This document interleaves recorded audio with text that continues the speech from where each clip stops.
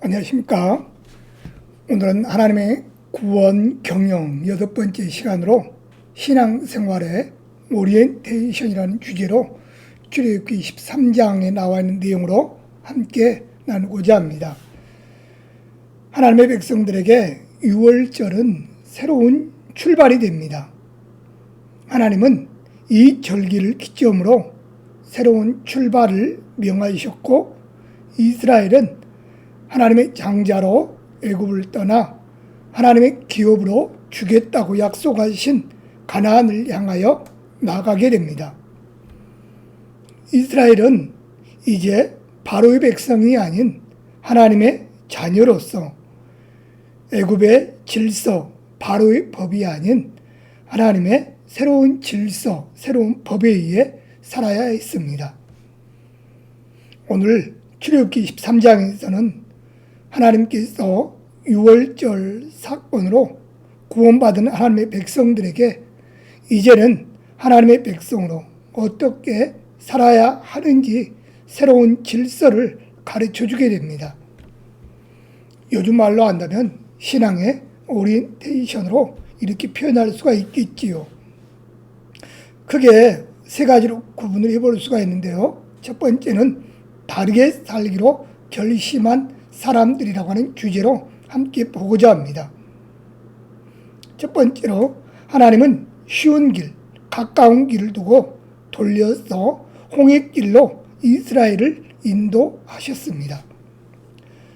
왜냐하면 출애굽한 이스라엘 백성들, 전쟁으로 인하여 두려움을 갖게 되고, 또한 광야의 불편함으로 인하여 그들의 마음이 돌이킴으로써 애굽으로 돌아가고 싶은 마음이 들지 못하도록 하기 위하여 홍해로 인도하셨습니다.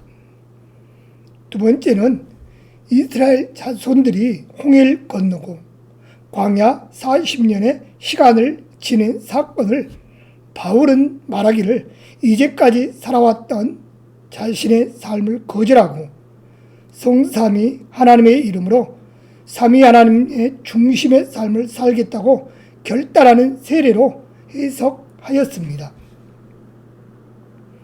이스라엘 백성들은 구름 기둥을 통해 인도함을 받고 홍해를 바다를 건너는 체험을 함으로써 그들에게 베푸시는 하나님의 사랑과 초자연적 능력을 극적으로 그들은 경험하게 됩니다.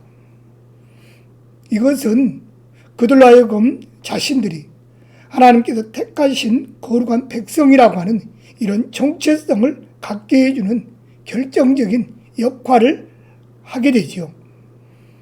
따라서 이스라엘 백성들은 구름 기둥 또한 홍해 바다의 경험을 통하여 하나님의 백성, 구원받은 백성이라고 하는 이런 확신을 그들은 갖게 되었습니다. 그런 의미에서 구름, 바다는 구원의 도구가 되었으며 그리스도의 물 세례를 상징하게 됩니다. 세 번째로 요한일서의 요한은 세상을 이긴 이김의 증거가 세 가지라고 말씀했습니다. 출애굽기와 연관하여 신앙의 성장을 보면요, 첫 번째는 요한의 주장은 피와 물과 성령이었습니다. 두 번째는 출애굽기에 나타난 구원이 경험을 보면은 12장에서는 피의 경험, 13장에서 18장은 물, 세례의 경험이라고 한다면 19장에서 40장까지의 내용은 성령의 경험으로 구분할 수 있습니다.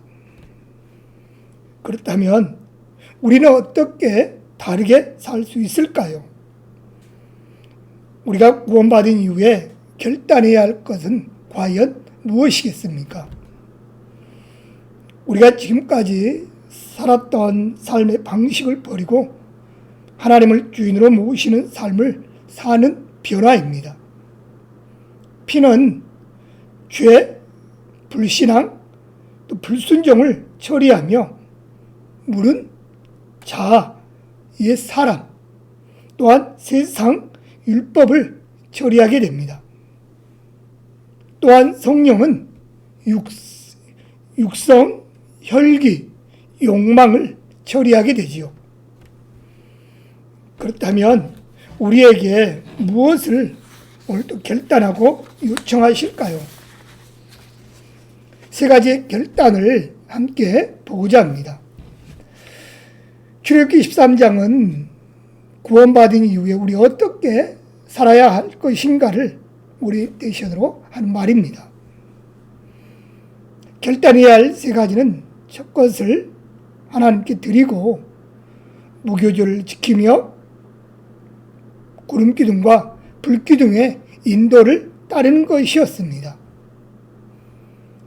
세례는 성부와 성자와 성령의 이름으로 받습니다. 위의 세 가지는 성부, 성자, 성령의 삼위 하나님과 연관되어 있습니다. 다시 말씀드리면 첫 것을 하나님께 드린 것은 성부고 무교절을 지키는 것, 성자, 구름기둥과 불기둥의 인도를 따르는 것, 성령, 이런 삼위 하나님과의 연관을 두고 있다고 하는 사실입니다. 좀 더 구체적으로 볼까요? 첫째로 초태생은 하나님의 것입니다 라고 하는 내용입니다. 왜냐하면 애굽의 장자들이 죽임을 당할 때 살아남은 이스라엘의 장자들과 또한 생축에 처음 난 것들은 결국 대가로 지불하고 산 것이 되었기 때문에 하나님은 처음 난 모든 것은 다 내 것이라고 말씀합니다. 유월절 양으로 희생되었던 1년 된 수컷은 장자를 대신해서 죽은 희생양입니다.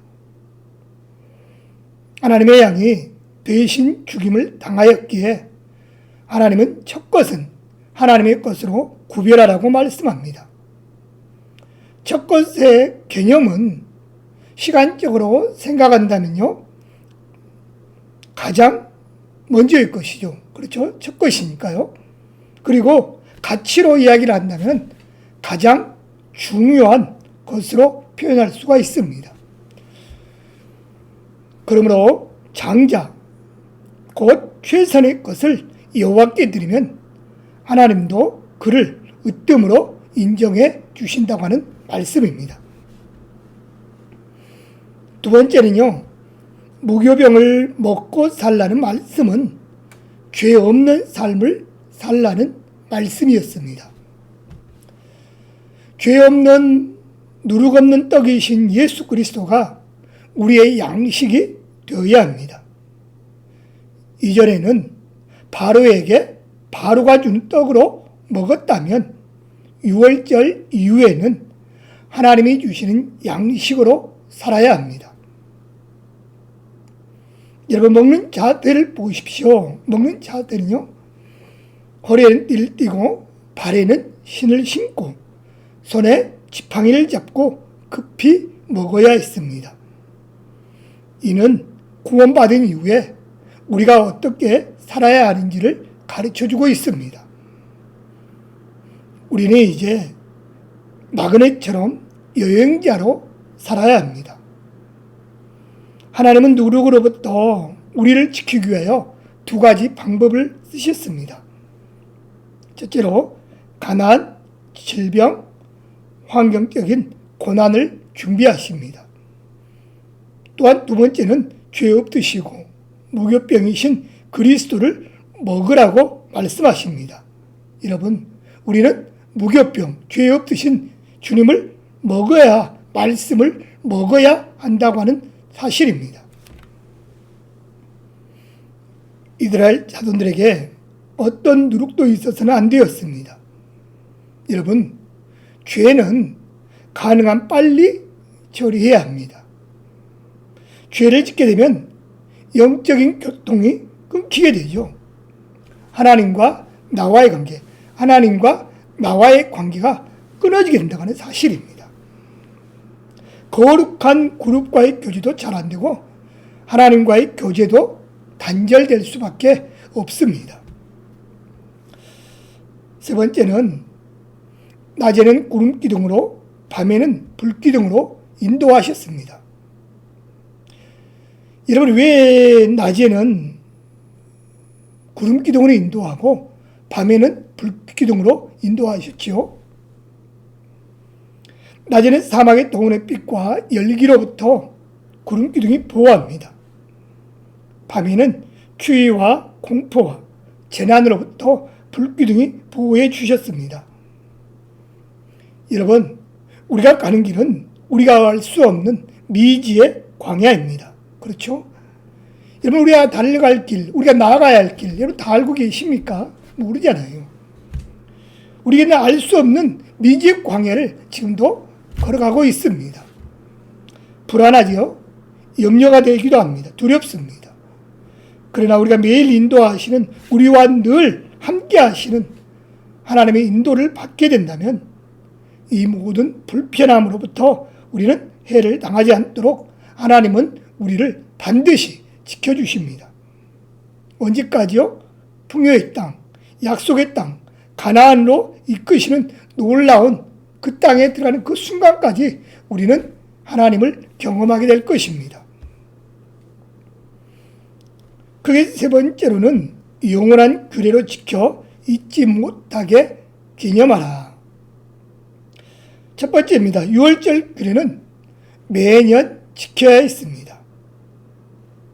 또한 유월절 참가 자격은요, 남자 중 할례 받은 자, 돈으로 산 종은 할례 받은 후이며, 유월절에 참가할 수 없는 사람은 이방인, 거류민, 타국 품꾼이었습니다. 좀 더 구체적으로 보면요, 이방인은 누구였을까요? 할례 받지 않은 자입니다. 즉 본능에 의한 사람들이죠. 그리고 품꾼은요, 돈을 위해 일하는 사람입니다. 하나님을 이용하는 사람이 될 수가 있죠. 세 번째는 돈으로 산 종입니다. 타국인이죠. 구원받지 못한 자로 비유할 수가 있습니다. 두 번째는 만일 문제가 있어서 유월절을 지키지 못하는 경우에는 니산월, 두 번째 달에는 반드시 지켜야 했습니다. 지킬 수 없는 경우는요, 시체로 인하여 부정케 되었을 때, 또한 여행 중에 있을 때, 또한 성결케한 제사장이 부족할 때, 그리고 백성들이 예루살렘에 모이지 못한 상황이었습니다. 만일 고의적으로 유월절 규례를 어긴 자는 결국 어떤 일이 벌어진 줄 아십니까? 백성 중에서 끊어질 것이며, 그리고 그 죄를 담당해야 된다고 말씀했습니다.